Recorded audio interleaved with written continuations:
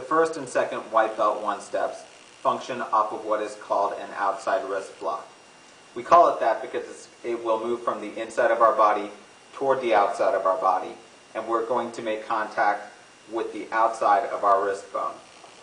It's more important to think about this block like an attack, because if you do it correctly, it will cause a lot of pain for your attacker. If they're in pain, it gives you a good window of opportunity to launch a good, effective counterattack. Now, to break it down, this block comes off of the same guard as a high, middle, or low block would. So we've got a top position hand and a bottom position hand. Let's say we're going to defend against somebody's right hand haymaker, which means we're going to be blocking with our left hand. Our left hand will come to the top position, right hand moves to the bottom position. As my attacker steps towards me and begins to throw the punch, I need to step forward and land outside of their lead leg very quickly. So it's not a slow step here, folks. It's a very fast step. Come to guard position. I'm going to throw a fast step in there. My top hand is going to move out. It's going to stop just outside of my shoulder and flip out. The other hand will pull back to chamber simultaneously. So it's guard position, step, top hand moves out and flips, other hand comes back to chamber. Guard position, step, block. It's important that the block doesn't come too high and it doesn't drop too low. You want to really aim for putting the outside of your wrist bone right into the wrist of your opponent as they come through with that haymaker punch. The last part of the first and second one-steps is you actually throwing a counter punch. In the second one-step, which we'll cover in a minute, there are actually two counter punches. But for number one, what we're going to do is step out, throw our outside wrist block, chambered hand, will launch a fast counterattack right past the ear of my partner.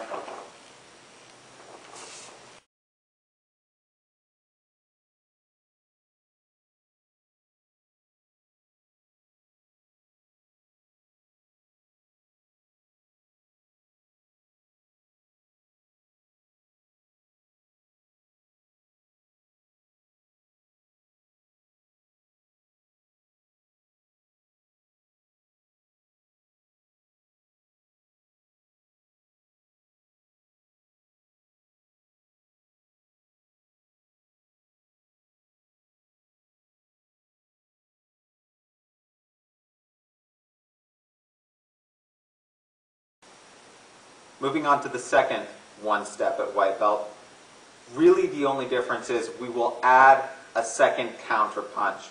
So it's going to function off that same outside wrist block.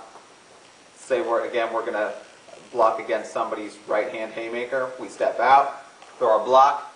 When we go to throw the first punch though, when we did it the first time, we only moved one hand. Now we're going to move both hands. My right hand's going to punch out, my left hand is going to come back to chamber at the same time. Here, there's my first punch. The second punch, I'm actually going to take my forward stance and I'm going to turn it. So here, second punch, I turn my body and throw the second punch. Both hands move. Again, if I finish my block, both hands move, my hands and my feet move. Really important, you got to shift with that second punch. If you don't, there will not be a lot of power behind it, I promise you. So make sure that everything from your feet to your knees to your hips and shoulders turn off angle as you throw that second punch. To look at it from the other side, I'm guarding against somebody's left hand haymaker, right hand top position, left hand bottom position, step out, block, first punch, both hands move, second punch, my feet, knees, hips, shoulders, move just as I throw that second punch. So block, punch, punch. Let's see that in action. The third one step is defending against an entirely different attack altogether. So instead of somebody's haymaker, now we've got to worry about somebody's reverse punch.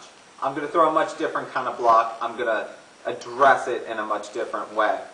We're not going to be throwing a power-on-power block like the outside wrist block. We're going to actually be redirecting somebody's punch. So we're not trying to stop their punch. We're trying to move it out of the way so that it doesn't hit me.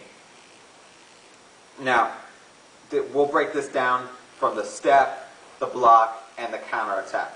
The step here is not moving towards your attacker like you did with the first two one-steps. This time, I'm going to step left or right, depending on which hand my opponent is attempting to attack me with. If they throw a right hand punch, I'll step to my left. So my left leg's going to step out wide into a deep, wide horse stance. If, however, they come at me with their left hand, I'm going to step to my right. Again, deep, wide horse stance. You should focus more on the step than the block itself. If you do the step correctly, the punch would miss you anyway. The block is really meant to turn your opponent just a little bit more so it makes the counterattack easier to get in. But the block isn't what's going to save you. The step will. So let's address somebody's right hand punch for a minute. I'm going to step to my left side. The block I'm going to throw is called a circle block. So with my hands down, the easiest way I can describe it is, it's like you're saying hi to somebody with a closed fist. My right hand will rotate out. You don't want this big, huge circle. You want to keep your elbow in tight towards your ribs and just rotate your hand over, very close to your body. The other hand will pull the chamber at the same time. Circle, chamber. Circle, chamber.